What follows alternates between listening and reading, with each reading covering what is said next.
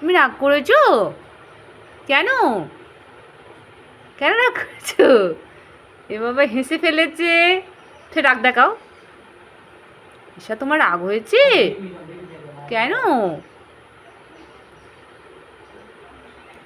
কেন রাগ হয়েছে? হেসে ফেলেছে। তুমি কেমন আছো? তুমি ভালো আছো? একটু পোঁত বাঁকাও, একটু ঢং করে দাঁড়াও,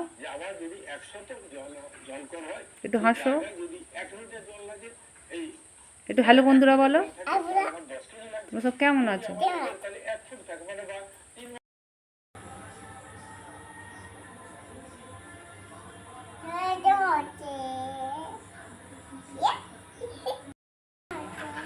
খুব সুন্দর হয়েছে।